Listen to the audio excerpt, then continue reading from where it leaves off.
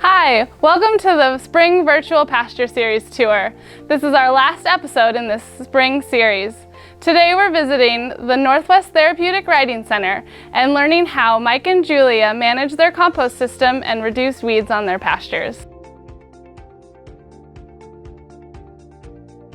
Hi, my name is Julia Bozzo and I'm the founder and director of the Northwest Therapeutic Riding Center. Mike Bozzo, I'm on the board for the NWTRC.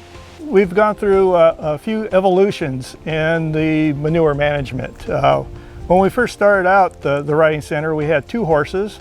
So basically we just piled the manure up in the back here and covered it with a tarp and let it compost down. So after a few years, I poured a concrete pad. It's about 25 by 30. And I would put pipe posts up and slide pallets over it, and I formed 2 large bunkers. And that worked for several years. And then about 7 years ago, I decided to cover the whole facility and just get rid of the pallets and create what we have now. We clean our stalls daily.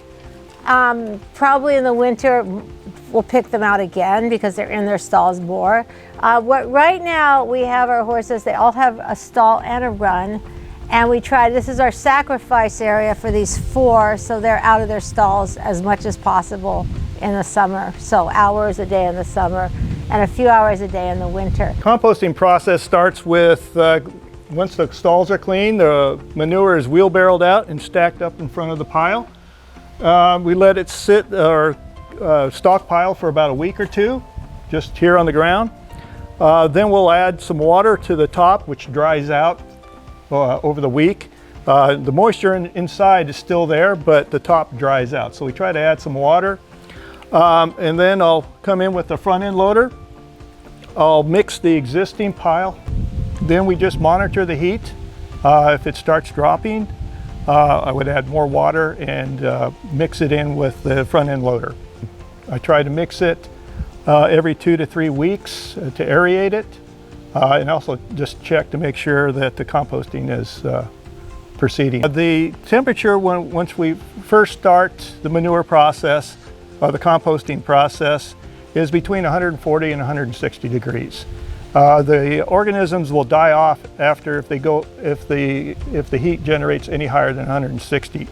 So once it's about halfway composted, it usually drops down to 120 to 140 degrees. And then the final pile, which I just stack and have it ready to spread or give away to family and friends, is about 100 to 120 degrees. A good final product is kind of granular and dark brown to a deep brown color. I tried to get all the clumps from the manure broken down. One of the best byproducts of composting is it reduces the volume. If we didn't compost, and before I put the roof on, when we just covered it with the tarp, I couldn't store a year's worth of manure, and it wouldn't break down as well. With this process, we have plenty of room.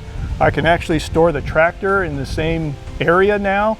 The way the composting has impacted our pastures is it accelerates the growth, so we have more grass longer through the year, the summer, less weeds, and just better all-around footing for the horses.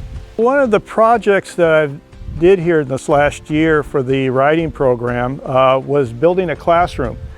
So I took my construction experience and composting experience and thought that I would use the heat generated from a compost pile to heat the building. Did all the calculations, and for a worst case scenario, if it was 10 degrees weather outside the building and I wanted to heat the inside of the building to 70 degrees, I would need about 2 gallons a minute at 105 degrees. If my compost pile can get up to an average of 130 to 140 degrees, I'm pretty confident that I can heat the building throughout the winter. Thanks for joining us. on the Spring Virtual Pasture Series tour. I hope you enjoyed these last 5 episodes.